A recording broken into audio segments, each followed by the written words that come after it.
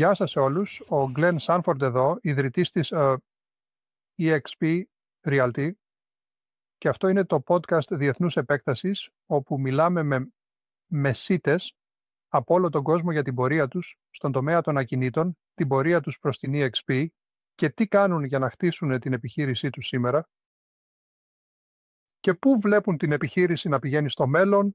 Έτσι, είναι μια πραγματικά συναρπαστική συζήτηση που έχω την ευκαιρία να κάνω με πολλούς μεσίτες από όλο τον κόσμο. Και σήμερα έχω την τιμή να μιλήσω με την Claire Hughes. Είναι με την EXP εδώ και μερικά χρόνια τώρα. Αλλά, Claire, καλώς όρισες στο podcast. Σε ευχαριστώ πολύ που με προσκάλεσες, Glenn. Υπέροχο σε βλέπω. Εσύ, είσαι στον τομέα των μεσητικών επιχειρήσεων καιρό. Στον τομέα των μεσητικών επιχειρήσεων για κάποιο διάστημα, σε κάποιο επίπεδο, ως αυτοαπασχολούμενος στην αρχή, ίσως με κάποιους ανατρεπτικούς παράγοντες, κάποιοι άλλοι, αλλά ίσως μπορείς να μιλήσεις λίγο για την πορεία σου σε αυτή τη βιομηχανία και πώς βρήκες το δρόμο σου προς την EXP.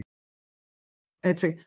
Αρχικά, λοιπόν, δεν μπήκα στον τομέα των ακινήτων μέχρι μετά που είχα τα παιδιά μου και το μικρότερο ήταν στην πραγματικότητα στο σχολείο και τότε, και δεν μπορώ με τίποτα να θυμηθώ πώς συνέβη αυτό, αλλά μπήκα στον τομέα των μετακομίσεων. Έτσι. Έβρισκα ανθρώπους που έρχονταν από το εξωτερικό. Έτσι, οι μεγάλες χρηματοοικονομικές εταιρείες. Δούλεψα πολύ με τις μεγάλες τράπεζες στο Canary Wharf και την πόλη και βρίσκοντας τις περισσότερες μισθώσεις, αλλά και κάποιες αγορές για ανθρώπους που έρχονταν από τη Νέα Υόρκη, τη Φραγκφούρτη, το Νέο Δελχή γενικά. Έτσι. Το έκανα αυτό για αρκετά χρόνια και μετά δούλεψα για μια ανεξάρτητη εταιρεία επίσης βασισμένη στην περιοχή του Canary Wharf. Έτσι, πάντα δούλευα στο Ανατολικό Λονδίνο και τότε ήρθαν οι Purple Bricks και είδα ότι αυτό ήταν ένας τρόπος να ξεκινήσω τη δική μου επιχείρηση και ήμουνα με τους Purple Bricks για σχεδόν 6 χρόνια στην πραγματικότητα, οπότε σχεδόν από την αρχή μέχρι που ήρθε η EXP. Εντάξει, τώρα σίγουρα, ξέρεις, οι Purple Bricks επεκτάθηκαν σε όλο τον κόσμο. Τώρα έχουν κάπως συρρικνωθεί. Νομίζω ότι είναι διαφορετική. Η εταιρεία είναι διαφορετική από ό,τι ήταν όταν ήσουν εκεί. Αλλά πώς ήταν η επιχείρηση τότε και ίσως πώς συγκρίνεται αυτό με την EXP. Νομίζω ότι και τα δύο είναι μοντέλα αυτοαπασχόλησης με κάποιο τρόπο. Από την πρώτη ματιά, νομίζω ότι οι άνθρωποι σκέφτονταν ότι, οι άνθρωποι νομίζουν ότι είναι παρόμοιο, αλλά δεν είναι έτσι. Όταν πρωτοεντάχθηκα στους Purple Bricks, ήταν καινοτόμο, σίγουρα ήταν ανατρεπτική. Ναι, υπήρχε μια φανταστική κουλτούρα στην εταιρεία, αλλά ήταν πολύ σαφές ότι ήμασταν ιδιοκτήτες επιχειρήσεων, αλλά στην πραγματικότητα με αυτό που συνέβη δεν ήταν έτσι. Μας έλεγαν τι να κάνουμε. Ημερολόγιο, χρεώσεις, τέλη. Δεν μπορούσαμε να ορίσουμε τα δικά μας τέλη. Σίγουρα είχαμε περιοχές, μπορούσαμε να έχουμε ανθρώπους, ομάδες μέσα στην περιοχή μας, αλλά ακόμα και αυτό μας το υπαγόρευαν. Μπορούσαμε να έχουμε μόνο συγκεκριμένους τύπους ανθρώπων. Οπότε στην ουσία ήμασταν απλώς εργολάβοι. Εντάξει. Και αυτό είναι, εντάξει, για αυτό που ήταν, αλλά νομίζω ότι απλώς άνοιξε το δρόμο για την EXP να έρθει και να εισάγουν το μοντέλο τους πιο εύκολα στους πράκτορες του Ηνωμένου Βασιλείου, γιατί η πλειοψηφία των πρακτόρων του Ηνωμένου Βασιλείου είναι υπάλληλοι και αυτή η μετάβαση είναι πάντα η πρόκληση για τους πράκτορες, η μετάβαση από υπάλληλος σε ανέργος.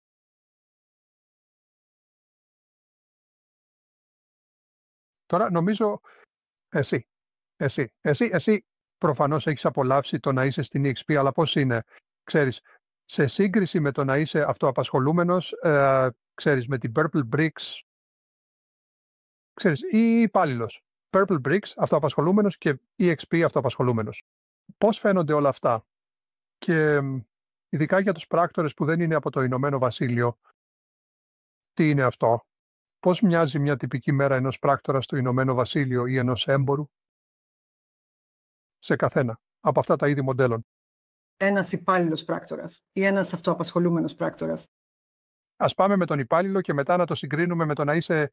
Νομίζω ένας κανονικός αυτοαπασχολούμενος μεσίτης ακινήτων σε κεντρικό δρόμο θα ήταν πιθανώς εργάζονται 5 μέρες την εβδομάδα, ίσως 5 μισές μέρες την εβδομάδα. Πιθανώς σε ρότα μπορεί να κάνουν κάπως ένα Σάββατο στις 3, για παράδειγμα. Μπορεί να ξεκινούν με πρωινές συναντήσεις, τα οποία καθορίζονται από τον διευθυντή του υποκαταστήματος, ο οποίος ο τσις του πιθανώς καθορίζεται επίσης από τον διευθυντή της περιοχής τους.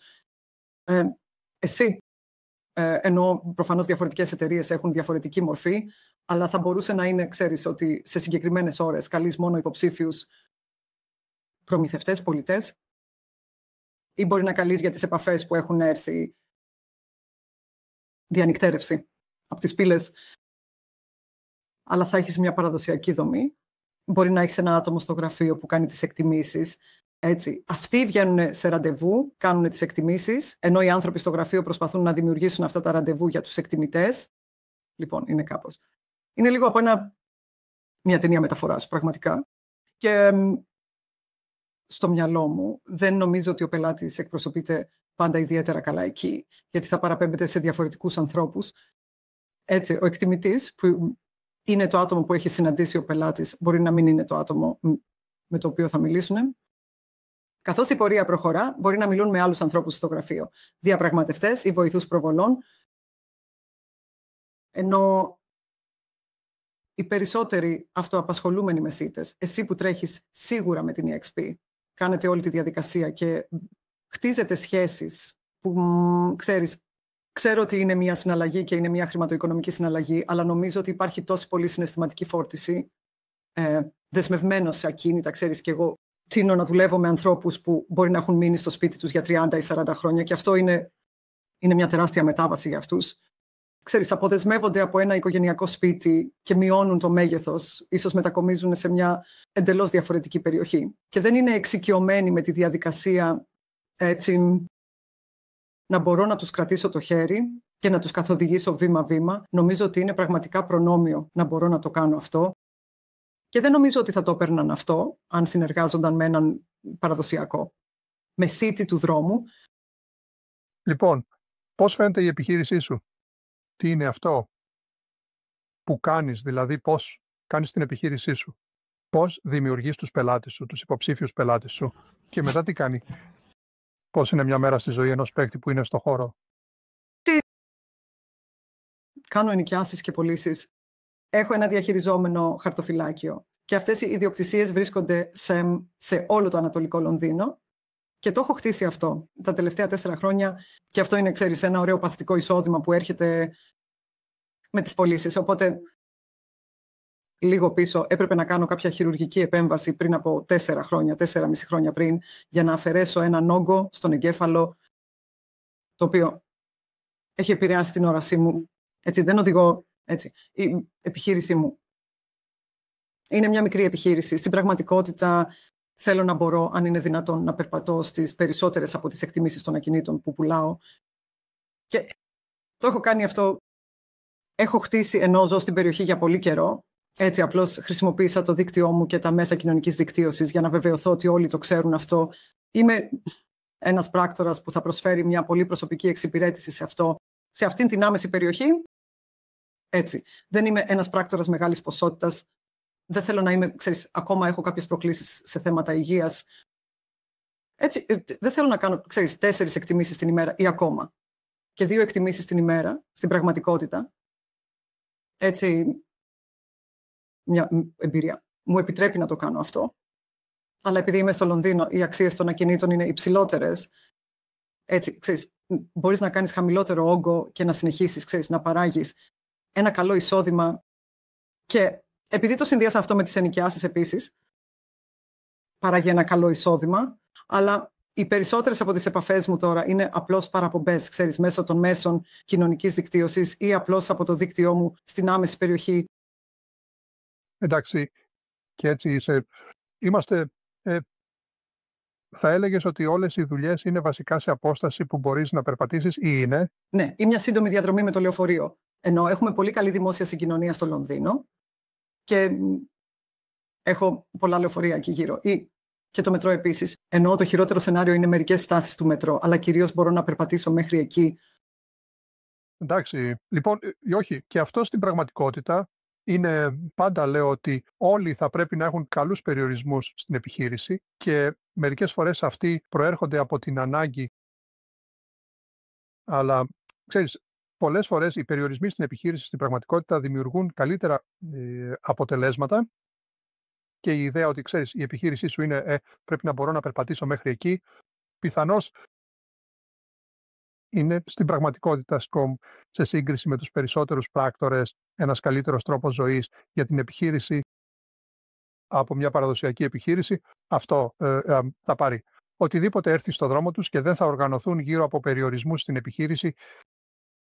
Ναι. Η πιο κοντινή μου πώληση εξακολουθεί να προχωρά. Οπότε είναι πιθανώς περίπου 100 μέτρα από το σπίτι μου. Ξέρεις, περνάω μπροστά από την πινακίδα πώλησής μου κάθε μέρα όταν βγάζω το σκύλο βόλτα. Ήμουνα... Εντάξει. Λοιπόν, νομίζω ότι έχεις επίσης προσελκύσει μερικούς πράκτορες στην EXP. Τι έχει συμβεί? Γιατί έχουν πράκτορες που εντάχθηκαν στην EXP και τι είναι αυτό που έχεις καταφέρει να τους βοηθήσεις να κατανοήσουν στο μοντέλο της EXP. Είναι ενδιαφέρον γιατί η EXP προσφέρει πραγματικά ό,τι θέλεις στην επιχείρηση. Σου δίνει τη δυνατότητα να έχεις μια επιχείρηση, όποιο επίπεδο επιχείρησης και αν είναι αυτό. Λοιπόν, ξέρεις, έχω πράκτορες που έχουν ενταχθεί και αυτοί χρειάζονται για οποιονδήποτε λόγο να δουλέψουν μερικώς και έχω και άλλους πράκτορες που το κυνηγούν με όλη τους τη δύναμη και ξέρεις μέσα. Στον επόμενο χρόνο θέλω να γίνω εικονίδιο, αλλά και προσφέρει τα πάντα σε όλους. Έτσι. Αν απλά θέλεις να χτίσεις μια αυτόνομη επιχείρηση, μόνος σου, πουλάς ακίνητα, δεν πηγαίνεις σε εκδηλώσεις, δεν πηγαίνεις σε συναντήσεις. Αυτό είναι απολύτως εντάξει. Μπορείς να το κάνεις αυτό, αλλά απ' την άλλη πλευρά μπορείς επίσης, ξέρεις, να χτίσεις μια ομάδα. Έχω έναν συγκεκριμένο πράκτορα που έχει μια φιλοδοξία τα επόμενα χρόνια να έχει ανοίξει ένα γραφείο, θέλει να ανοίξει άλλα 2 γραφεία και να χτίσει την ομάδα του με αυτόν τον τρόπο. Δεν έχω καμία αμφιβολία ότι θα το κάνει αυτό. Έτσι. Είναι ένα μέσο για να χτίσεις μια επιχείρηση χρησιμοποιώντας φανταστική τεχνολογία, φανταστική υποστήριξη, παγκόσμια εμβέλεια. Ξέρεις, γιατί έχουμε τώρα παγκόσμιες παραπομπές. Ξέρεις, οι διεθνείς εκδηλώσεις. Ήμουνα στο Μαϊάμι, όπως ξέρεις, και επίσης στη Λισαβόνα νωρίτερα φέτος. Πραγματικά ωραίες εκδηλώσεις, με την ευκαιρία να συναντήσεις τους πιο καταπληκτικούς. Πρέπει να πω, εσείς οι Αμερικανοί πραγματικά ξέρετε τη θετικότητα στις αίθουσες αυτών των εκδηλώσεων. Ξέρεις πραγματικά πώς να πουλήσεις και να εστιάσεις στα θετικά αντί για τα αρνητικά. Και νομίζω ότι αυτό απλά φαίνεται. Και ξέρεις, το έφερα αυτό πίσω, ένιωσα ότι έφερα αυτή την ενέργεια μαζί μου από το Μαϊάμι. Σίγουρα.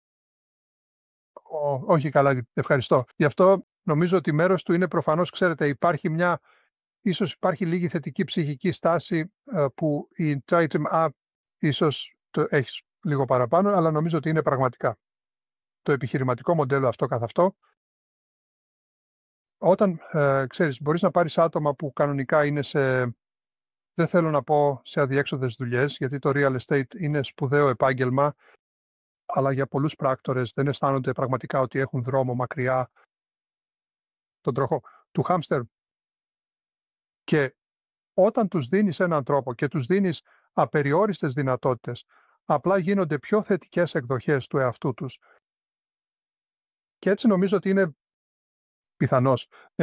πιθανός ένας συνδυασμός, ξέρεις, προφανώς σπουδαίων ανθρώπων, αλλά και ενός εξαιρετικού επιχειρηματικού μοντέλου. Αυτό, ξέρεις, παρέχει, ξέρεις, αυτή την ικανότητα να χτίσεις. Ξέρεις, ό,τι γενικά θέλεις να χτίσεις. Λοιπόν, λειτουργεί.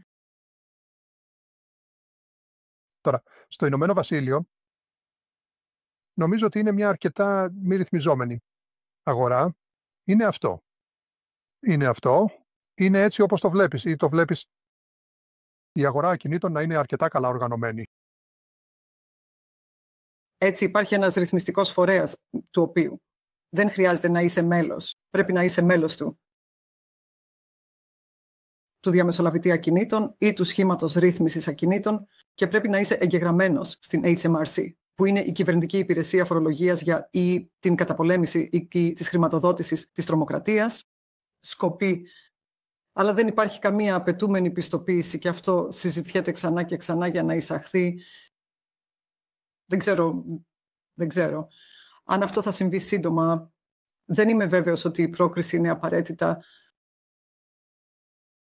Θα ανεβάσει το επάγγελμα, διότι δυστυχώς στο Ηνωμένο Βασίλειο δεν είναι ιδιαίτερα σεβαστό ή δεν είμαστε ιδιαίτερα σεβαστοί. Γιατί δεν νομίζω ότι οι άνθρωποι συνειδητοποιούν πώς η δουλειά εμπλέκεται σε μια συναλλαγή ακινήτων. Και ξέρεις, απλά λένε ότι το μόνο που κάνεις είναι να βγάλεις μερικές φωτογραφίες και να τις βάλεις στην πύλη. Έτσι, προφανώς ξέρουμε ότι εμπλέκονται πολύ περισσότερα σε αυτό. Νομίζω ότι υπάρχει ένα ζήτημα με πληρώην στο Ηνωμένο Βασίλειο. Έτσι, οι πράκτορες δεν πληρώνονται ένα μεγάλο ποσό χρημάτων. Έτσι, μιλούσα με έναν επιχειρηματία βόρεια της Αγγλίας πριν από μερικούς μήνες και αυτή είπε ποιο είναι το μεγαλύτερο εμπόδιο σου στην επιχείρησή σου, ποιο είναι το μεγαλύτερο πρόβλημά σου. Και είπε είναι η πρόσληψη και η διατήρηση, γιατί μπορούν να πάνε και να δουλέψουν στην Άσλα που είναι ένα σούπερ μάρκετ και για μόνο λίγο λιγότερο, απλά να τακτοποιούν ράφια, να δουλεύουν στο κατάστημα, στα ταμεία, απλά, ξέρεις, και να μην έχουν όλη αυτή την ταλαιπωρία, να μην χρειάζεται να δουλεύουν, ξέρεις, 5,5 μέρες την εβδομάδα ή οτιδήποτε. Και σκέφτηκα καλά, σίγουρα. Θα έπρεπε να πληρώνετε περισσότερα. Αλλά λένε δεν αντέχουν οικονομικά. Οι αμοιβές είναι χαμηλές. Λοιπόν, ξέρω ότι θα σκεφτόσασταν ότι οι αμοιβές μας είναι πραγματικά χαμηλές στο Ηνωμένο Βασίλειο, γιατί είναι σε σύγκριση με τον υπόλοιπο κόσμο. Αλλά οι άνθρωποι συνεχίζουν να λένε, ξέρεις, δεν μπορείς να πάρεις 1%. Λοιπόν, μπορείς να πάρεις 1%, μπορείς να πάρεις 1,25%. Αλλά ως βιομηχανία νομίζω ότι πρέπει να το ψάξουμε. Πώς υποστηρίζουμε τους ανθρώπους μας και πώς μπορούμε να διατηρήσουμε τους καλύτερους ανθρώπους μας. Σωστά. Λοιπόν, μιλούσα με έναν άλλο πράκτορα, και ένα από τα πράγματα που μοιραζόταν είναι ότι οι αυτοαπασχολούμενοι πράκτορες, τουλάχιστον αυτός, έπαιρνε υψηλότερη τιμή για τις ιδιοκτησίες που αναλάμβανε σε σύγκριση με τις υπαλληλικές εταιρείες. Και έλεγε, επειδή ξοδεύω περισσότερο χρόνο στο μάρκετινγκ, μοιάζομαι πραγματικά για αυτόν τον συγκεκριμένο πελάτη. Στην πραγματικότητα κάνω τη δουλειά. Το βλέπεις και εσύ αυτό στην εμπειρία σου. Βλέπω όλο και περισσότερα, όπως απλά να σπρώχνω την αμοιβή λίγο πιο ψηλά. Έτσι, ξέρω ότι μερικές φορές οι πράκτορες όταν βγαίνουν μόνοι τους, η πειρασμός είναι να υποτιμήσουν τους παραδοσιακούς πράκτορες της κεντρικής αγοράς. Δεν είμαι σίγουρος ότι είναι απαραίτητα μια καλή στρατηγική, αλλά ξέρεις, αν λειτουργεί για αυτούς. Αλλά όσο το παρουσιάζουν με τέτοιο τρόπο που λένε, ξέρεις, αυτό είναι επειδή είμαι ένας καινούριος πράκτορας, ξέρεις, μια καινούρια επιχείρηση και θέλω να πάρω κάποιες οδηγίες. Αλλά ξέρεις, θα έχεις την πλήρη εξυπηρέτηση. Το επιχείρημα είναι, αν σου κόψεις την αμοιβή κατά το μισό, τότε πρέπει να διπλασιάσεις την ποσότητα της δουλειάς που κάνεις για να τα βγάλω πέρα, αν μπορώ να το πω έτσι. Έτσι. Νομίζω ότι ως ανεξάρτητος πράκτορας EXP, νομίζω ότι μπορώ να δείξω καλύτερη αξία για τα χρήματα, γιατί απλά παίρνεις εμένα, ξέρεις, παίρνεις εμένα, δεν θα σε πετάνε από εδώ και από εκεί, έτσι. Παίρνεις εμένα και, ξέρεις, μπορεί να είναι ότι είναι κλήσεις εκτός ωραρίου, τις οποίες δεν θα είχες αν ήσουν με έναν πράκτορα της κεντρικής αγοράς. Και είναι αυτό το είδος της καθοδήγησης κατά τη διάρκεια της διαδικασίας και οι πελάτες βλέπουν την αξία σε αυτό. Έτσι νομίζω ότι είναι πιο εύκολο ίσως να αυξήσεις η δική σου, το ποσοστό σου, αν μπορείς να δείξεις αξία και γνώρισε την αξία σου επίσης. Σωστά. Λοιπόν, και νομίζω ότι υπάρχει, ξέρεις, στις Ηνωμένες Πολιτείες, όπου εγώ όταν άρχισα να πουλάω ακίνητα, είναι αυτό που κατάλαβα. Αρκετά νωρίς είναι ότι οι καλύτεροι πράκτορες γενικά έχουν περισσότερη δουλειά από ό,τι μπορούν να διαχειριστούν και σε κάποιο βαθμό, ξέρεις, καθώς γίνεσαι καλύτερος στη δουλειά και αναγνωρίζεσαι απλά για το ότι μπορείς να, ξέρεις, διαχειρίσου το χρόνο σου, θα χρεώνεις λίγο παραπάνω σε κάποιο βαθμό, ώστε να μπορείς να δουλεύεις με λιγότερους πελάτες, προσφέροντάς τους υψηλή αξία.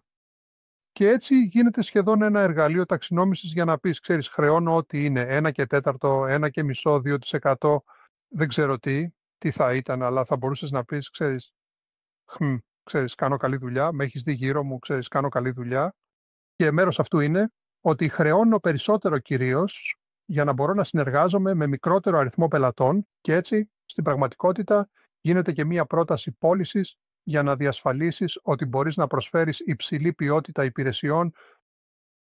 100%.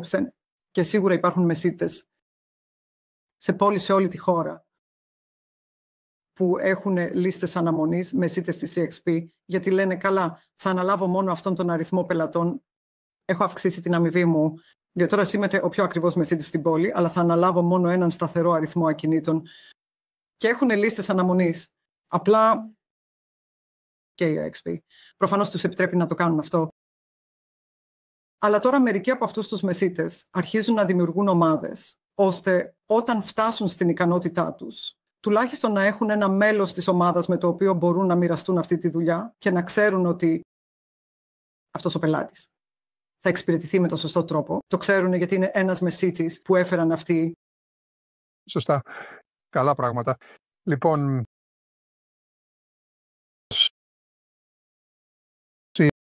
αξιολόγησε. Ισορροπία εργασίας και ζωής.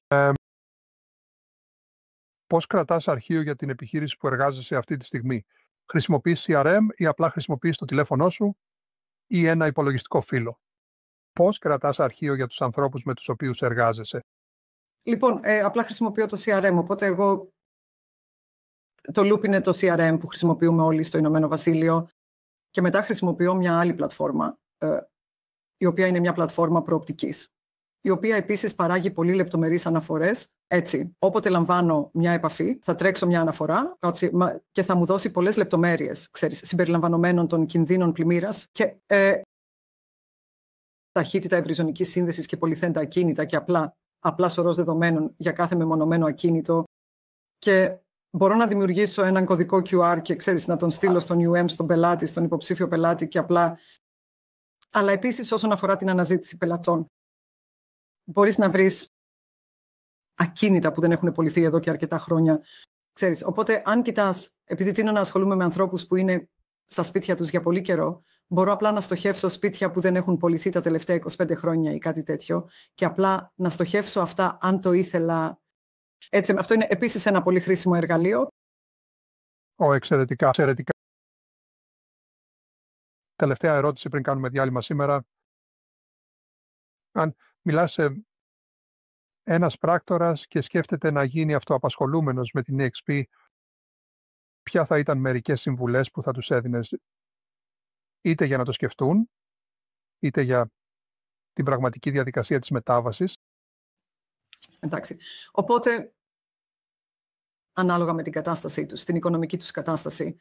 Αλλά εγώ ήμουνα να τους ρωτήσω ή να προτείνω να μιλήσουν με άλλους πράκτορες της EXP. Έτσι, ακόμα και αν είμαι ο πρώτος άνθρωπος με τον οποίο μίλησαν, απλά να μιλήσουν με άλλους πράκτορες και να δουν ποια ήταν η εμπειρία τους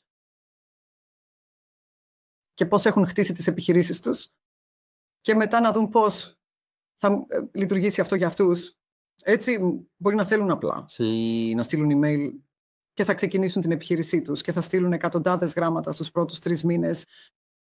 Ή μπορεί να είναι ότι θα σχεδίασε εκ των προτέρων ίσως 6 μήνες και άρχισε να χτίζει ένα προφίλ, αυτή την προσωπική μάρκα στα μέσα κοινωνικής δικτύωσης στην άμεση περιοχή τους. Έτσι, απλά ξεκινήστε να σχεδιάζετε, κάντε την έρευνά τους, ερευνήστε τα άλλα μοντέλα αν θέλετε. Δεν πιστεύω θα βρουν καλύτερη από την EXP, αλλά να τη συγκρίνουν και να βεβαιωθούν ότι κατανοούν τις λεπτομέρειες του μοντέλου. Έτσι, ως επιχείρηση ή ως μέρος μιας επιχείρησης ξέρουμε όταν μιλάμε για το όριο και το εικονίδιο και όλα αυτά τα πράγματα, αλλά φυσικά ένας υπάλληλος πράκτορας δεν γνωρίζει την ορολογία μας. Έτσι. Βεβαιωθείτε ότι κατανοούν όλα αυτά. Υπάρχουν βίντεο εξήγησης. Δείτε τα πολλές φορές και μετά κάντε ερωτήσεις. Συνεχίστε να επιστρέφετε, να κάνετε ερωτήσεις. συναντηθείτε με μερικούς άλλους πράκτορες της EXP επίσης. Πηγαίνετε σε εκδηλώσεις, έχουμε ένα συνέδριο. Στο Ηνωμένο Βασίλειο τον Ιούνιο οι μη πράκτορες της EXP μπορούν να έρθουν σε αυτό και να έρθουν και στη Βαρκελόνη ή το Μαϊάμι αν θέλουν. Ναι, σίγουρα. Λοιπόν, καλά πράγματα. Κλέρ, σε ευχαριστώ πολύ που αφιέρωσες χρόνο απόψε και επισκεπτόμενοι. Μαζί μου και μοιράζοντας με πράκτορες σε όλο τον κόσμο τι λειτουργεί για εσάς, πώς κάνατε αυτή την επιχείρηση να λειτουργεί για να εξυπηρετεί τα συμφέροντά σας, μία από τις αγαπημένες μου φράσεις είναι ότι ο σκοπός μιας επιχείρησης είναι να εξυπηρετεί τις ανάγκες του ιδιοκτήτη και πολλές φορές μας πωλούν την ιδέα ότι κατέχουμε μια επιχείρηση, αλλά στην πραγματικότητα η επιχείρηση μας κατέχει και όταν κατέχεις μια επιχείρηση μπορείς να την διαμορφώσεις ώστε να εξυπηρετεί πραγματικά τις ανάγκες σου και έχεις κάνει καταπληκτική δουλειά σε αυτό. Λοιπόν, ξέρετε, για όσους σκέφτονται, ξέρετε τι σημαίνει να χτίσεις μια επιχείρηση που σε εξυπηρετεί. Σκέψου τι θέλεις, τι χρειάζεσαι και χτίσε την επιχείρηση για να εξυπηρετεί αυτό. Πρέπει ακόμα να εμφανίζεσαι κάθε μέρα, πρέπει ακόμα να πήγαινε να κάνεις τη δουλειά, αλλά μπορείς να την κάνεις. Να σε εξυπηρετεί εκεί που βρίσκεσαι. Λοιπόν, Κλέρ, σε ευχαριστώ πολύ που μπήκες. Ευχαριστώ όλους που ακούσατε και είστε μέρος των ακροατών μας στο podcast. Και μέχρι την επόμενη φορά, ευχαριστώ όλους και να έχετε μια υπέροχη μέρα.